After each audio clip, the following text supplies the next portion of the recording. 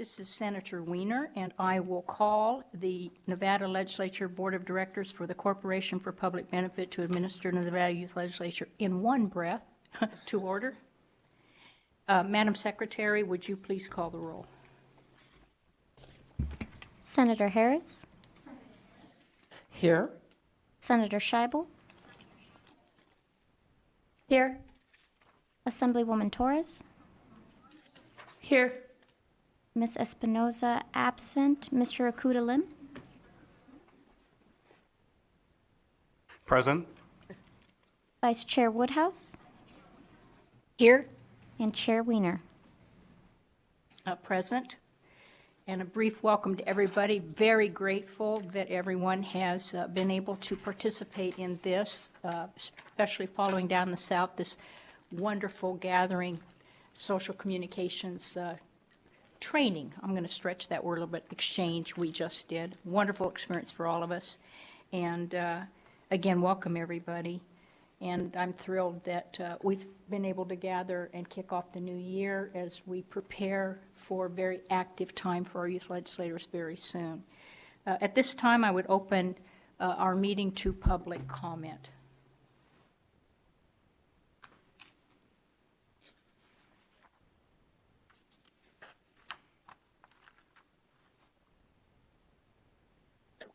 I see no one Chair, in the public line is open.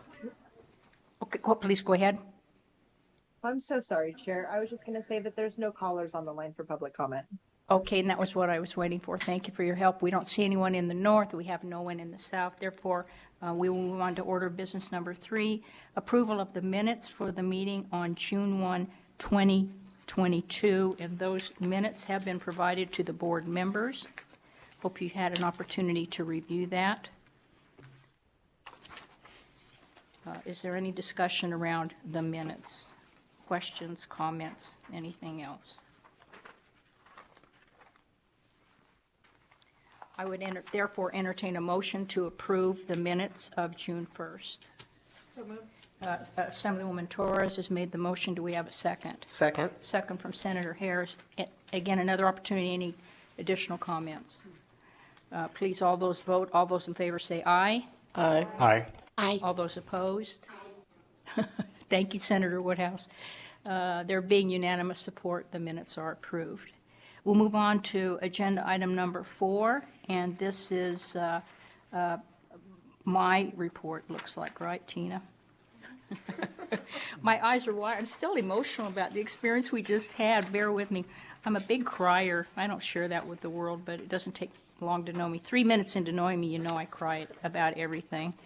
All joy. It's all joy. Anyway, it was fun to put this together because I didn't quite know what was going to show up. But so I'll just go through the report and answer any questions. There are going to be some updates, Maria, because we submitted this report before some things have transpired since I submitted the report for the package. So what was really exciting about the training, the annual training this year, is probably a kudos to the circumstances provided by a pandemic, because typically or historically, our very first training with youth legislators after they're appointed, and we have that first summer training in August. Historically, we've done that in Carson City, the 2-day training, and it's been really exciting, and they get to see the state government and all that.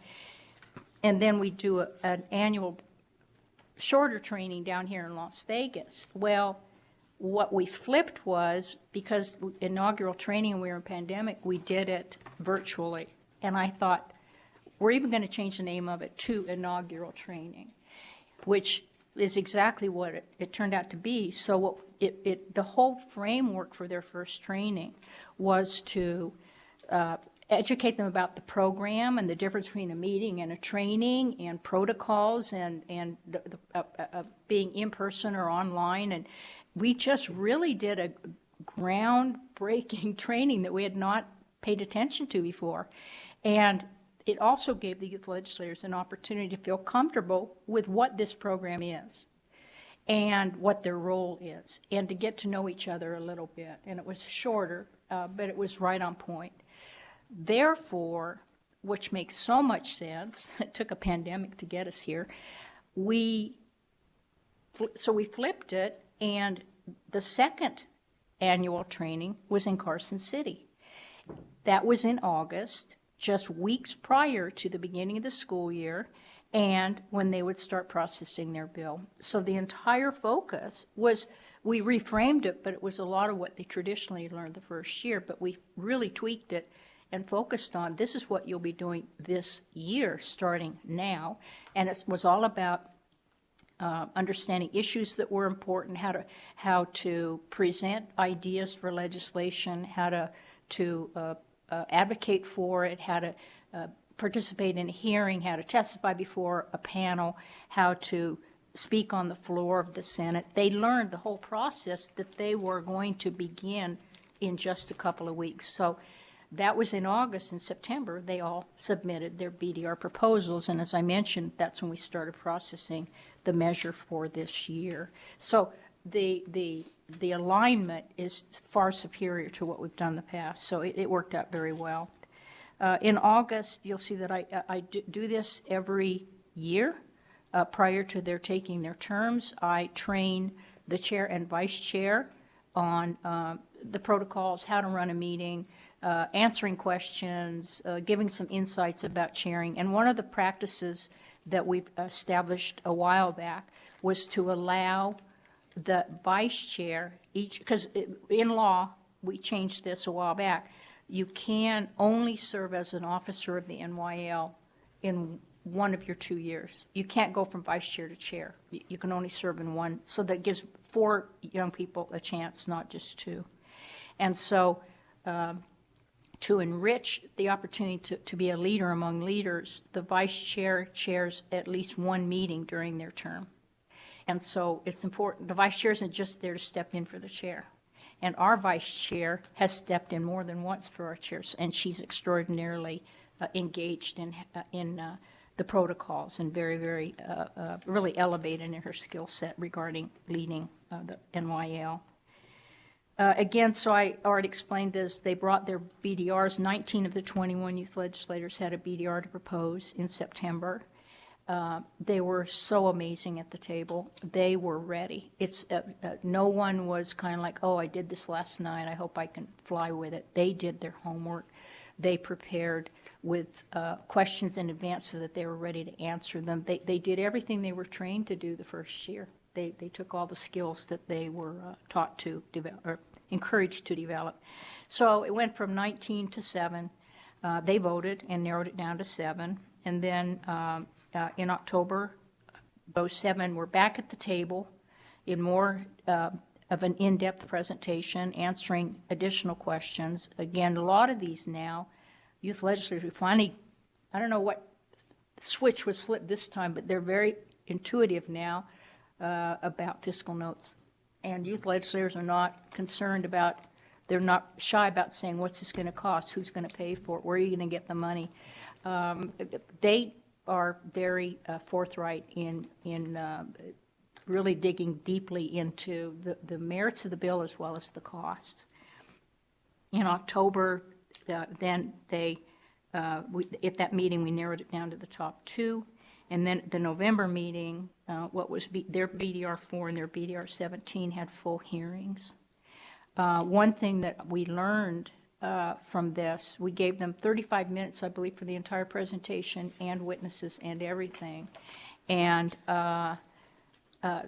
what I never thought I would have to consider, but going forward, we may have to limit them to how many witnesses they can have. Historically, we've had to go looking for witnesses for some of these bills, and we had to work with one of the youth legislators to really frame it carefully because she had quite a few witnesses, and she did an exemplary job. But going forward, we may in advance say limit it to 5 witnesses. Go figure, huh? And so the bill that the youth legislator, I mentioned at the gathering, the bill that they will be voting on, the final language on the 19th, and we'll have our attorney there.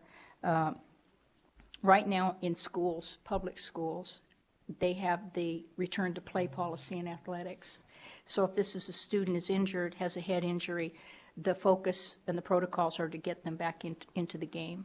This would expand that to a return to learn protocol system for all students, all grades who have a concussion or a traumatic brain injury. And we had amazing witnesses from scientists from UNR to athletic trainers to victims of head injuries. So this is the bill that will be moving to the legislature, and it will be heard on March 15th in the Senate Education Committee when we're up there for NYL Day. Outside assignments, some of you weren't with the program, and we had district youth advisory councils, which really muddied up a lot of paperwork and a lot of angst, which we got rid of, I think, the last term, didn't we, Tina? So the second term without them. So the assignments are very pointed and specific to skills training. Starting at the very beginning, what 3 questions do you think you might be asked, and answer them? So they learn how to think in advance about questions and their own answers in your role as a youth legislator. That was early on. To preparing for their town hall meeting. So they submitted a plan for it, and then the report about how it went. And then their public testimony before a public decision-making body. And historically, this is a very insightful experience, because we don't spend a lot of energy around it, because we want them to be creative about what bodies they would like to present to. And we've had them present to interim legislative committees and school boards and library boards. And I mean, they decide which board they want to present to. And it was extraordinary reading their reports on the impact of these experiences. We've also found that one of our greatest resources for recruitment in the program are youth legislators who are currently in the program but are exiting. They are the living demonstration. They are in real time with the NYL. And so one of their outside activities is to draft what we call an outreach recruitment letter. They can do a video if they choose, but typically they do a letter. And which organization that they, at least one, that they will be submitting it to, because and we want it typically outside the campus, somewhere that's not where we'd reach it through the school. So many of them have some creative opportunities outside in the community. Tina and I, in conversation, decided we're going to take it. We keep tweaking this, what we do. We're going to look at all of those outreach assignments and see what organizations that the youth legislators listed that they would reach, and we're going to reach out to them as well as follow-up to make this happen. They were selected, and let's just do a follow-up to see indeed if there are students in that organization who might be interested. We've not done it before, but the young people have already done the introduction. Now we can come back and follow up with that. And we are open now for applications in the AMA, but we're going to get to that in a minute. You'll see on my report, again, things happen. We canceled the gathering in the north yesterday. The weather, top priority is student safety, and so made the decision in the morning to call it off to protect our young people. Oh, and the adults too. But our job and the joy is to protect the well-being of our youth legislators. So we're really excited about being able to do today as well. Great success today. Really thrilled about how it turned out. As I mentioned before, and it's in the report, it says in the report we'll be there March 14 or 15. It's been confirmed. NYL Day at the legislature is March 15th. We will fly youth legislators up from here very early in the morning, meet the youth legislators up there, spend a very long day. We're already starting to work the itinerary now that we have the detail of the committee. A busy day. So at the training in January, well, next week, at that training, I keep forgetting it's right here. At that training, in addition to, they'll fine-tune the language, and that's the meeting. Then we'll go into the training, and the training, we're going to teach them finer tips about how to advocate, how to present in testimony, but how to advocate for the NYL bill, because they'll have those opportunities even if they're not at the witness table. you'll see, and I don't need to go through, but I gave you a rundown of the NYL legislative successes. 6 bills sponsored have become, 6 of our 8 have become law, and the years are there, 09, 11, 15, 17, 19, and 21. And we've had, was it 5 of the 6 that youth legislators had legislators introduce have passed, but we have another one current that Senator Scheibel has graciously agreed to sponsor. So we have one this session that a youth legislator had requested. Thank you for stepping into that. I knew that in the training you were excited about that. We had that conversation, so thank you for doing that, for saying yes. We also, youth legislators, we only put in here in this section additional activities. These, our youth legislators are extraordinarily busy. There's no question they're involved in so many diverse activities and leadership roles. In this particular function here, additional activities, these are where in their role as a youth legislator, they're representing the NYL in an official capacity. So we have in statute, I remember that session well, that the NYL is included in an advisory capacity for the Nevada State Association of Student Councils, who make recommendations for the student member, non-voting student member of the State Board of Education to the student council makes the recommendation, but the NYL has a voice in selecting that name or those names. And so they will select their representative to be in that advisory capacity at the meeting. And I'd ask Tina, have you already had the Serbian parliament? I'd like to step it up a little bit and have Tina, who is on site, live and up close and personal, regarding the Serbian parliament.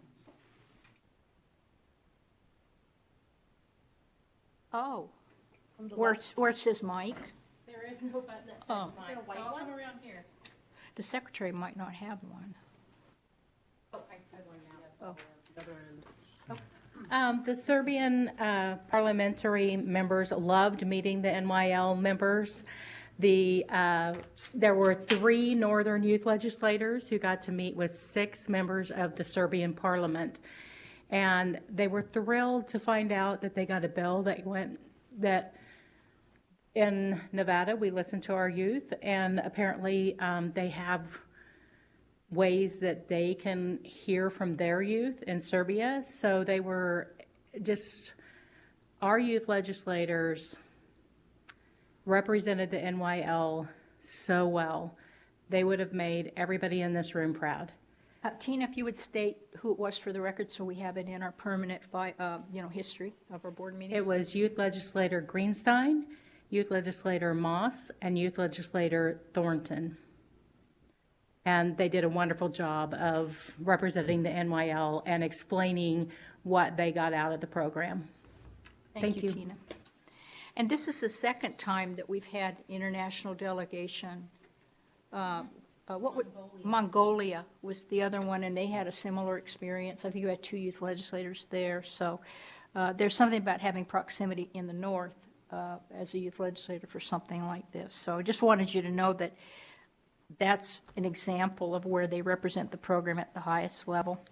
Again, a review of the scholarship program.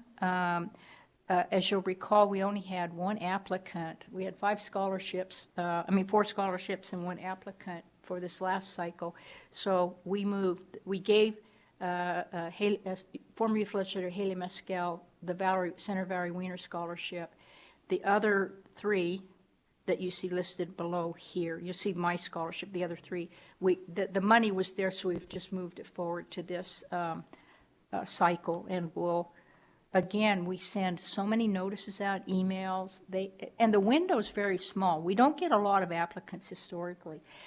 However, with that caveat, they would be the finalists of finalists of finalists historically again. There's sometimes the voting scoring has on maybe 2 points different between the top and the bottom of 8 or 10 applicants. I mean, it's so tight that's when we have to get into conversation.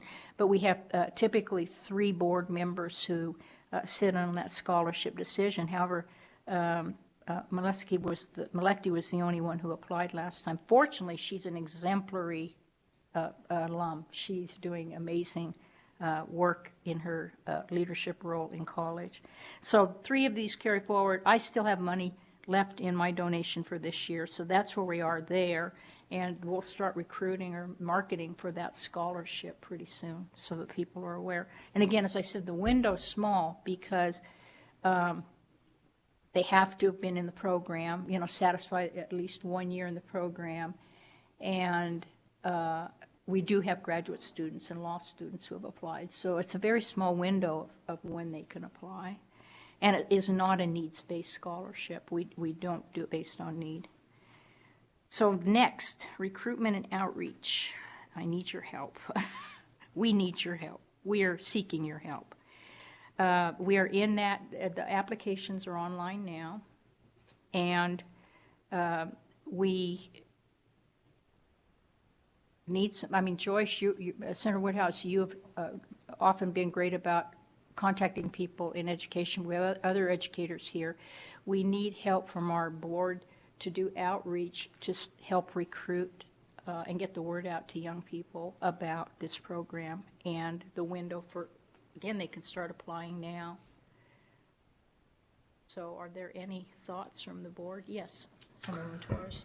I have a question. Is it going to be, I see that it's for Nevada 9th, 10th, and 11th, and I just want to make sure I understand that current 11th graders are rising 11th graders? The ones who will be going into 11th grade because they Yep. have a 2-year appointment.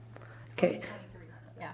And I think probably the first contact, and I'm sure Senator Woodhouse would agree, would be like obviously the education associations, but then also the Charter School Association of Nevada as well, because that kind of expands it. And there's a lot of charter schools throughout the valley now. And I can put you into contact with Gil That would be Lopez, great. If and you he let could share it with Tina the know, we'll principals. craft a message for all these. We can craft a message, and then if each of you can come up with the great resources for us to send them to the ones who can get out. I know his couple of years ago, I don't know if you're with us or not, Tina, we had great success, I think, with school administrators. That association, Nevada Association of School Administrators, not as where you'd stereotypically think school counselors, but they're on overload for everything else. So that wasn't a great one for us because they're just, upside down with their responsibilities. But administrators, what we do is we let the administrators know which schools in their district would have students of the age that would, could apply, that kind of thing. So that's something we can do. Yeah, Senator Harris. I think Senator Woodhouse might be able to help me out with this, but I'm wondering, what is the age of the folks who participate in the We the People competitions? Because that seems to be a ripe pool of students. Madam Chair, Yes, please. the We the People actually covers middle school and high school, but we certainly could work through Christine Hull up here and Kathleen, and now I'm forgetting her last name, in the south. Both of them are with the Nevada Center for Civic Education, and I serve on a board with them, so I'm more than happy to reach out to both of them. And, because as well as Janie Malorny at the Nevada Department of Education. And they could certainly help us get the message out to We the People advisors. And that would be another pathway in addition to some of the others we have typically used. That's an awesome idea. Thank you, Senator Harris. Yes. And to build off that, maybe the debate leagues in the state as well. So we have the Northern Debate League. I don't know what the name of the northern one is. In Southern Nevada, I know it's Clark County, and that's under Julie Ruse she was with Canyon. I don't know. She's at one of the techs, but I have her contact information as well. But I think that the debate leagues in the state would be actually super beneficial. Those are definitely like similar-minded kids. And historically, I use that word a lot, but we have a lot of history, so we can build on it. We've had some great opportunities with the Trial by Peers program. I don't know if they have something similar in the north. That's another one we'll reach out to. I believe one of our youth legislators' outreach communications included Trial by Peers. But we've had members from that who've shown up too. Senator Harris. Has there ever been any consideration in the past of providing some type of school credit in exchange for participation in the program? Maybe we could increase recruitment by sweetening the pot a little bit and partnering maybe with CCSD and Washoe to allow kids to get a government credit or something that might entice them to participate a little bit more. I don't know. Has that ever been considered? I don't think we have, because that gets to be very complicated in terms of curriculum requirements and so on. Tina? I keep getting the question if we can count it as, if the kids can count it toward their volunteer hours. That might be something you guys might want to consider. Well, Chair Wiener, I'll just say I think the school districts may have quite a bit of flexibility in what they allow credits for, although it may not fit into current curriculum standards. Maybe we could partner with them to create something or revise, some of their standards if need be, specifically for this program, given its track record of success. And so to the full board, it would be an extraordinary opportunity. I know with session coming up, this is something we could really frame. It might not be for this time, but I'd love for us all to work together to maybe frame. I always find the more information we can provide, but succinct and on point and legitimate and meaningful, if we can put our case together, then we could make that presentation. Zahn was on the student member on the your student council and the state rep on so Zahn's experienced that part of it that we're going to be considering appointing an advisor, but Zahn can bring the perspective because he's done work with the school district. Yes, thank you, Chair Wiener. Two ideas I was thinking about. I appreciate Senator Harris's idea here. One possibility might be in the future, some amendment to NRS that would provide for a credit or something to that effect. And perhaps our colleagues at LCB would have more information on where and how that would work. Another idea might be, and I don't remember off the top of my head exactly where in NRS it is, but there might be some flexibility within existing statute around how the state and how school districts grant credits for electives, especially now as the state has been moving more towards personalized and competency-based learning as part of receiving credit for high school graduation.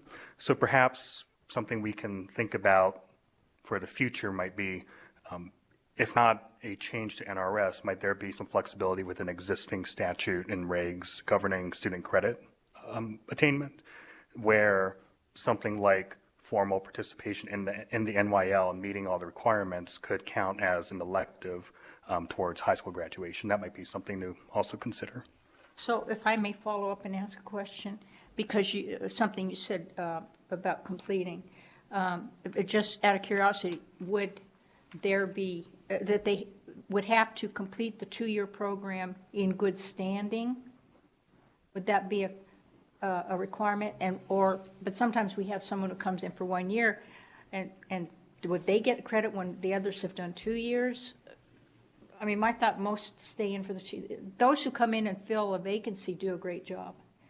I mean, we've had many who come in later and do a great job, but the others have been in the program another year. So would that be something we would look at too? Chair Wiener, I'm not an expert in curriculum by any means, but we may be able to award on a per semester basis, which would allow someone who, maybe comes in the second year to still get credit for the time in which they participate in the program. Or we could do it by the year. Right, yes, or a full school Semester year. would be, because remember, we've got to audit, because each year is not balanced. Each year's different than the other one. The first year is every month for 9 months, basically 8 or 9 months there, and a half-day training. But the second year, it's different. They've got the outside activities. We have a way that we measure their participation. We could work it off that, how many credits they get. We work with deficiencies more than credits, but we could certainly flip that. And I'm sure there's other one-year courses that it could be modeled after. Yeah. Thank you. This is great. Thank you all. I also know that they do something like for like work study programs as well. So we know that there's like students at work, there's like programs or internships, there's ways for them to get credits. I believe that one of my colleagues has a bill regarding something similar along those lines. If there's necessary, like a place for there to be, there's probably bills open where we could put something if necessary, but I almost don't think it is needed. I think you could just do it through regulation, just working with the schools so that it's an elective credit, but that wouldn't be a government credit. To be honest, I don't know that the scope of the program covers quite the same scope of like the curriculum that we provide, like meeting all the standards of government, because it's so much more expansive than what we would do in just state politics, because it goes beyond what state policy might be. Though definitely civic engagement is included. I don't think it hits all of those things. I don't know that we'd want to make that like in place of.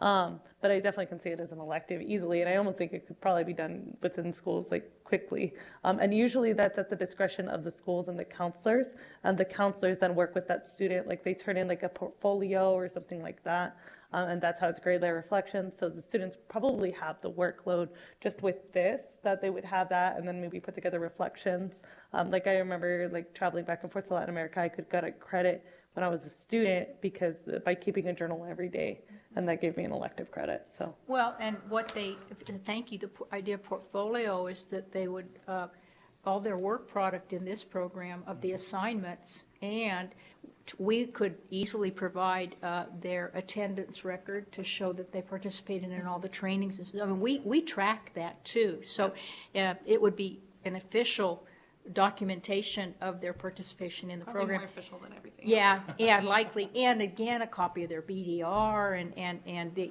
the outside activities we have them do. So we could help them present. That's a great idea to get the credits on. Thank you, Chair Wiener. Another idea here, kind of building off the idea of how the NYL is not just learning about government in the classroom, this is learning by doing. There's that immersive experience.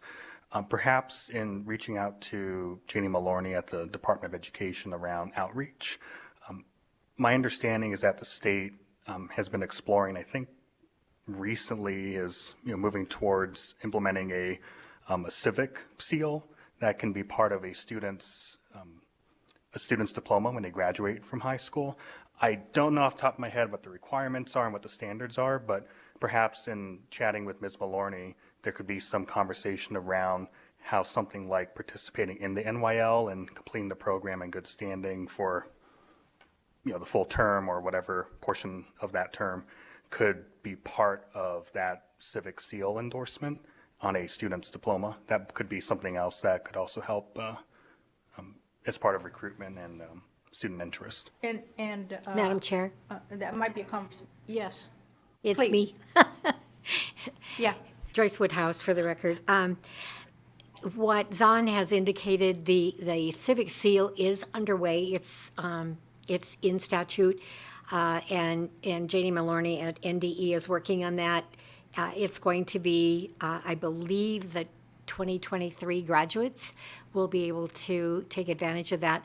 So I would be happy to chat with her about, and maybe Zahn, I could include you in on that topic. Two other things. One, the Department of Ed also has, in the area of social studies and civics, they have teachers in each school who are identified that the Department of Ed sends out this kind of information. So that's another pathway that we could use. And then I remembered the last name of the person. So for the record, when you're doing the minutes, it's Kathleen Dickinson was the name I could not remember. So I just want to make sure that I provided everything to you. Thank you. So to kind of bring it together, these are such magnificent ideas in helping moving forward that I think it may not be this group because we're in the process of now recruiting right now. However, I invite all of us to actively engage in several of these ideas, and certainly working with Asher to make sure that we can maximize what's already in statute. So, please, and either in statute and or reg, and let's create these incentives because we are still in a place where we have some districts we get no applications, and some we might get 6 or 7. And after all these years, it's one of the best kept secrets.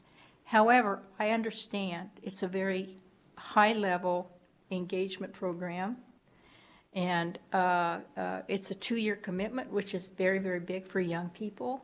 It's very demanding, and almost to the person of the youth legislators, including our vice chair, who's going to be speaking with us in a moment. I can see how they've elevated themselves through the time. I mean, how they've grown. I mean, it's just extraordinary. Zahn was one of our early ones, and he continues to stay involved because he knows the merit, and he believes in giving back to the program. But we still have the conversation. When I was in the NYL, this is what I learned. Let me tell you how I just used that last week. I mean, and he's working on his PhD. So these skills they're learning are transferable. And I often share with the youth legislators, we mentioned government and so on. It's bigger than that. Yes, the second year is about bills and so on. And I often have to say, remember, it's bigger than that. It's about civic engagement. It's about community involvement. It's about leadership. It's about team building. It's about message accountability. It's about all the things that they learn in the skills the first year and how to put it to work and having a voice in policy making. I can say for all the years we've had the program, it has never come out of my mouth, except to say it's never come out of my mouth, that we teach our youth legislators about politics. No. We teach them about policy making and public policy and public service and all those things that are the bigger picture than politicizing it.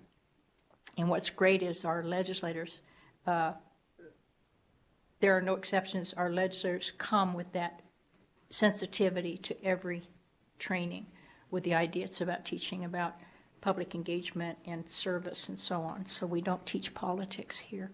So what I'd like is we will have a conversation around ideas that were suggested, how we can, which ones we may be able to exercise now. I think Tina, some of this will be follow-up letters that we've talked about, and Joyce and Senator Woodhouse and some of the Torres for contacts. If you get all that to Tina, or help us. If you'd like to do the outreach, just CC us on it. About recruiting right now, getting the word out right now. The application is on the website, so there are people in place that you all know very well. We need to let them know right now, please, anyone interested. And again, to qualify the upcoming school year, 23-24, they need to be 9th, 10th, or 11th grade because it's a 2-year term.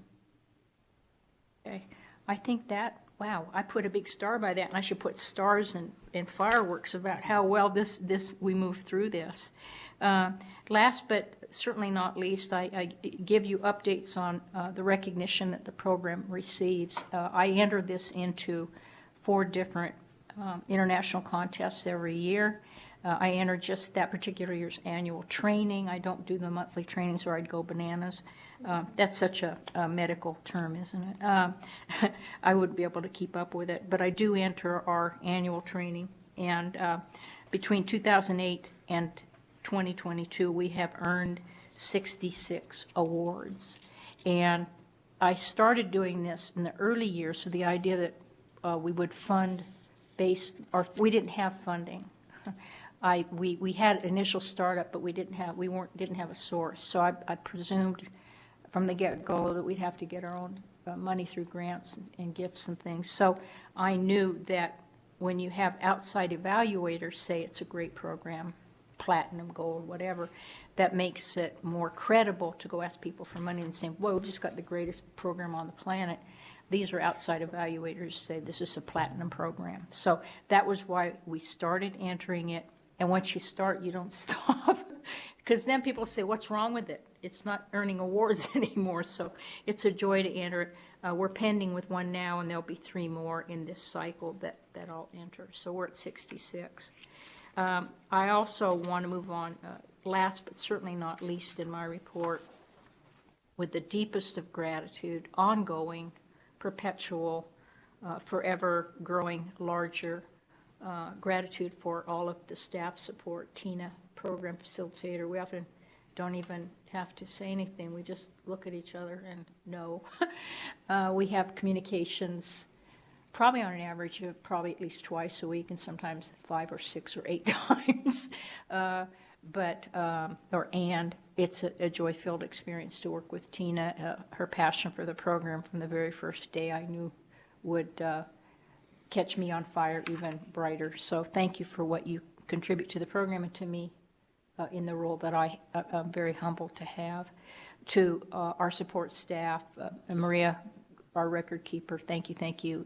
Asher, keep us legal and keep us moving forward and maximizing all the things and doing it right. Thank you. Everything Asher does, he also does with great passion.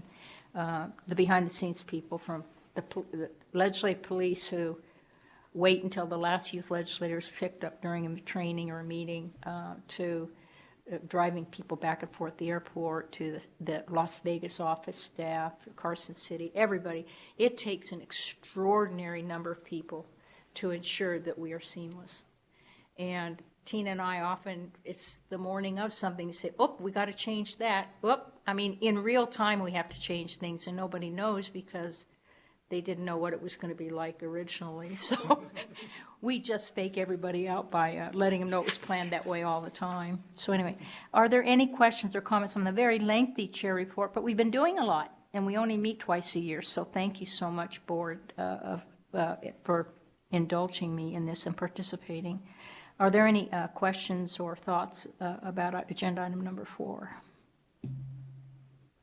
Okay, there being none, I don't think it takes a vote, so we don't require a vote. Let's move on to Youth Legislator, Vice Chair of the NYL, Samantha Lyle. Agenda item number 5, if you please come to the table, and Youth Legislator Lyle is going to share with us a little bit of the history of the NYL BDR process. Good afternoon, members of the Nevada Youth Legislature Board. For the record, I am Samantha Lyle, representing Senate District 7. I currently serve as the Vice Chair. Youth Legislator Stella Thornton, representing Senate District 16, is joining us virtually in the north. She first proposed the concussion protocols measure, which we selected as our bill to be introduced during the 82nd session of the Nevada Legislature. I am appearing before you primarily to share some background information about how the NYL selected this measure as its one statutory provided bill.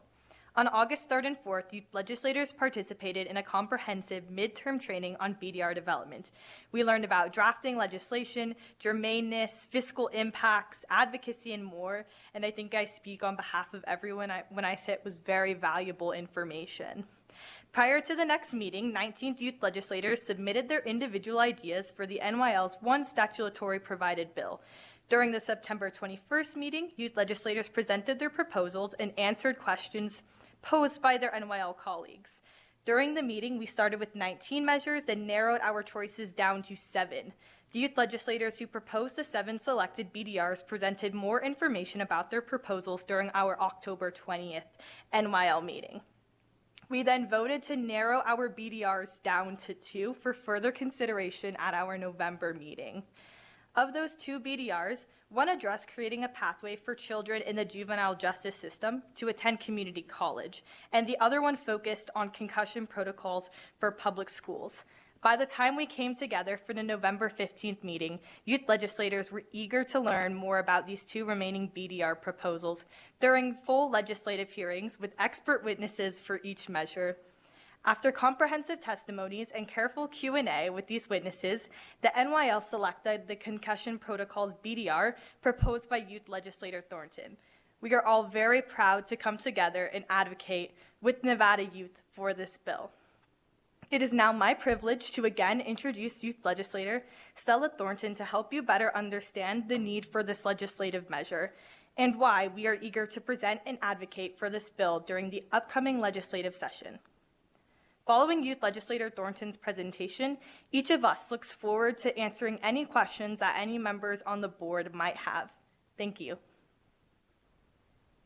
And please remain seated, and we will move on to ask Youth Legislator Stella Thornton to, already on the screen, to present your measure to us. Thank you.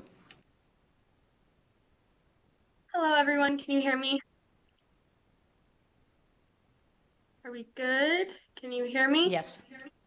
Okay, thank you. I couldn't hear you for a second. All right. First of all, I would like to say Youth Legislator Stella Thornton for the record. I'd like to thank the NYL board for inviting me to present the NYL bill idea for the 82nd legislative session. This bill idea has been in the works for a while, 16 months to be exact, from 2 injuries that changed the course of my life to creating a research project in my AP research class to now I'm so proud to be able to share this bill idea with you today. I'd first like to define just a couple terms so that we're all on the same page.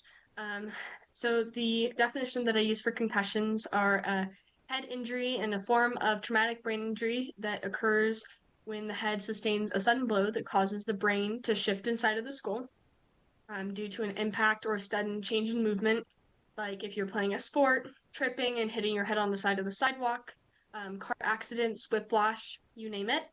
And traumatic brain injuries, also known as TBIs, are a more severe form of concussion with lasting concussive symptoms. And TBIs require more time to heal and may result in lifelong debilitating damage or even death, unfortunately. 2 more terms that I have for you are return to learn plan or return to learn policy, which is the accommodations and step-by-step procedure needed for a student with a concussion or a traumatic brain injury to be able to return to school slowly to the best of their ability after a concussive event. And return to play, which is the step-by-step procedure a student athlete must go through to be able to play school sports again to the best of their ability. Now I'd like to share some statistics that will help you form a basis to why this bill is so important. So the University of Pittsburgh Medical Center writes between 1.7 and 3 million sports and recreation-related concussions for youth happen each year around. Around 300,000 of those are from football. Football is always the major culprit. However, 5 in 10 concussions go unreported or undetected, which is crazy. So that means that half of youth that participate in sports who may potentially get a concussion do not know what that concussion is, or are not able to report it. 2 in 10 high school athletes who play contact sports will suffer concussion this year. And like I said, football has the most concussions each year, followed by girls soccer, and then girls basketball. And then, of course, there are so many other sports in order of that. Lastly, the National Institute of Health published a study stating that 1 in 5 individuals may experience mental health symptoms up to 6 months or more after concussion or traumatic brain injury. This includes anxiety, depression, suicidal thoughts, and many more. And while these statistics are crucial to understanding the concussions and traumatic brain injuries, they don't show the days where you're sitting alone in a blacked out room, not being able to talk to anyone because your own voice is too loud inside of your head. These statistics, they don't show the thoughts you have when you are this alone. The accommodations that I hope to be able to have in schools are more than just accommodations. They're a pathway for students and student athletes to be able to get the help that they need and the help they deserve to be able to go to school and not spend every minute of their recovery process fighting for their rights to heal and their rights to be able to go to school and play sports. To me, and to everyone, your head is the most important part of you. It's where you think, it's where you feel, it's where you create your persona, it's where all of the neurons and synapses and dendrites fire and connect in your head so you can walk and you can talk and you can play and laugh. And with a concussion or a traumatic injury, you can imagine all of that being taken away. And this is why we need return to learn and return to play plans to be able to be codified in Nevada state law. So in the fine words, this BDR will provide clear guidelines and procedures for managing a student's traumatic brain injury or concussion. It will assist school districts in addressing the learning, mental health, and physical needs of all students following a concussion or a traumatic brain injury while promoting safety, healing, and academic success. BDR 549 amends NRS 385B, NRS 392, and NRS 455A, which specify policies for student athlete to return to play by updating the RTP policies and adding statewide return to learn policies. It will also provide free education resources for all school staff that may be in contact with the student who may at some point in their life suffer concussion. And to add more of the numbers currently in Nevada, so in a study in Nevada in 2022, it said that there are about 500,000 students in Nevada. About approximately half of those students, 54% of students in Nevada play sports. And the Nevada Interscholastic Athletics Association has 120 member schools. My athletic trainer at Carson High School sees at least 2 people per day for concussion symptoms. So if you do the math with 120 schools, 2 people per day, 5 days in a school week, 26 weeks in a school year, that's about 31,000 students and around 7% of students in Nevada K through 12 who may potentially suffer concussions each year, which is a large number. If 31,000 students had to suffer what I had to suffer through, I cannot imagine. Luckily, my case is rare. However, this bill is here, and I hope to be able to pass it through the session so that no student has to suffer what I had to go through. And of those 31,000 students, approximately 6,000 students may experience mental health symptoms, like I said, depression, anxiety, suicidal thoughts, in a year. And as we all know, we have a mental health crisis going on in this country and in this state.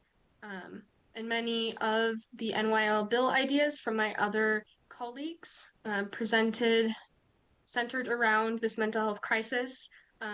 I am so glad that so many of my colleagues and peers are aware of this mental health crisis. I know that everyone has had to live through it the past couple years with COVID, and with many other things going on. And I know that each of the senators and assemblywomen who are on this committee have bills either relating to mental health or healthcare this session. So I know that this is definitely important to you as well. And I hope that you are able to relate that importance to this bill. And BDR 549 is no exception to that. The provisions it revises relate directly to Nevada youth and impact their health and well-being in school, in sport, and as future adults. And while Nevada already has a form of return to play in law, in 2011 there was a bill passed into law. It does not protect the health and well-being of all students and student athletes. Student athletes are students first, and the bill that I have will amend and protect all students regardless of whether they are student athletes, because all students deserve to receive an education that prioritizes them and their health. Especially students who do not have the resources that at least I myself had, that don't have parents who can do research for them while they are concussed and not allowed to look at screens. There are a lot of students who are homeless and who are not able to have the information and to have the accommodations because they do not receive the support that they need. And this bill will directly affect them, especially if they play sports. And like I said, I have my personal connection to this bill is that last year I had a freak accident outside of school. I was a student athlete, but this was doing a sport that was not considered a sport within the school. And I didn't have the education or the resources to help me. So I do understand the struggle of students and student athletes who have suffered concussions. I understand the toll that it takes on your mental and physical health when the people who are supposed to support you and your education don't have the education to support you. I understand what it's like to have to fight every single day while you are still healing, for the accommodations that you deserve in school to be able to go back to school and eventually go back to playing sports. I also understand that my situation is rare compared to other concussions. There is no normal concussion, there is no normal traumatic brain injury. However, most concussions heal within 10 to 14 days for youth. Mine, as I still have my concussion, as you can see by my concussion glasses, has not healed within the past year. However, the rare situations bring out and shed light on what you can improve within a society, and that is what I hope that my accident and what happened to me will be able to do with this bill. With all of that said, I know that fiscal impact is always a part of almost every bill. So this bill will have a fiscal note flag per local and state law, since it requires the NIAA to amend its existing regulations for its return to play policy and adopt new regulations for its return to learn policy. And since it imposes various requirements on school districts, including amending their existing RTP and RTL policies. That said, a fiscal note only is triggered as a requirement, and that it be sent to the relevant state agencies and local governments for them to examine and report back what they believe their cost would be, if any. It's not a conclusive statement that money will be required, but rather the start of a process to investigate whether money is required. And in 2011, all school district and state organizations sent back no cost with support, as I'm hoping to accomplish. I'm already in contact with many stakeholders within this bill, with Clark County, Washoe, and Carson City, as well as NIA being able to discuss this bill and all the implications with it. And just the last thing I wanted to be able to share with you all is that I know concussions and traumatic brain injuries can be hard to understand if you have not suffered one in your lifetime. I also understand that this is something I'll have to explain to others and help others to understand during this session.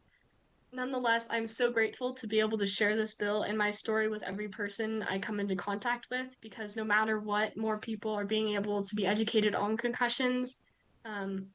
And I'm so grateful for that opportunity. And I am so grateful for the opportunity to be able to present this to the NYL board.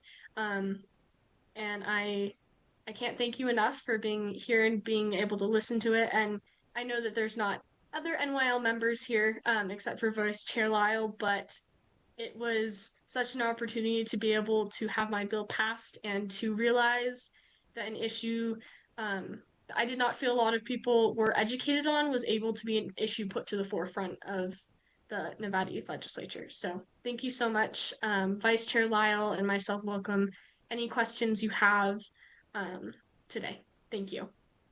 Thank you very much to our two youth legislators. Do we have any questions from the board? Questions or comments? You're both so thorough and on point, again, from both heart and head in many ways. Thank you for sharing and giving us this. Oh, yes, Zon. Mr. Kudelim. Thank you, Madam Chair. Just a comment. I want to thank both of you for joining us today. Vice Chair Lyle for sharing the experiences that you and your colleagues have had over the last several months, and Youth Legislator Thornton for both not just presenting the bill, but also sharing how deeply personal it is for you. I commend you and thank you for your vulnerability, both with your colleagues, but also with all of us and others you've worked with.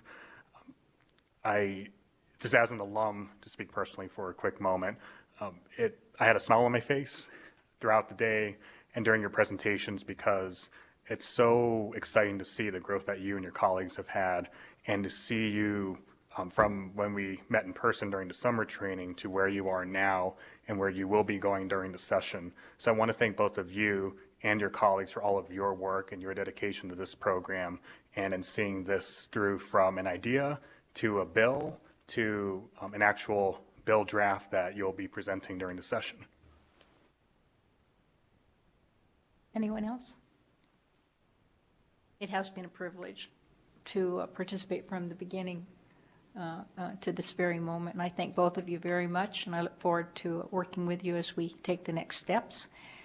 in the next few days, and then moving it into Carson City for hearing before the Senate Committee on Education. So there being no other questions or comments, this will move on, and thanks again very much for joining us, and we'll see you in a few days.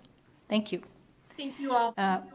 Thank you. We'll move on then now to update on the NYL Day at the legislature. It will be March 15th. That has been established because we'll take whichever youth legislators, we pay for it. That wasn't always the case. The legislature is very kind and has provided budget for us to fly from the south, and then the northerners join us, and Youth Legislator Kington from Wells. So we will fly up, Mr. Okudalim and I will fly up that morning as chaperones very early, and we will have a very full day. We don't have the specifics down, but it will include the floor session in the Senate, and we'll have, hopefully the majority leader will be gracious enough and give a little floor statement around the work of the NYL. They will present the bill to the Senate Committee on Education. Historically, we've attempted, I've used that word a lot, I've got to stop saying that so much, but we have found opportunities for youth legislators to speak with their legislators, and we're going to hope that we can put that into the calendar too, so that they can participate in the advocacy side of the measure, because on the 19th they're going to learn about not only testifying, even though they've done that as part of an outside assignment, but also advocating for the bill, whether or not they're at the table or in the front of a legislator. So they're going to learn about that and other ways to advocate. And we'll have carrot cake.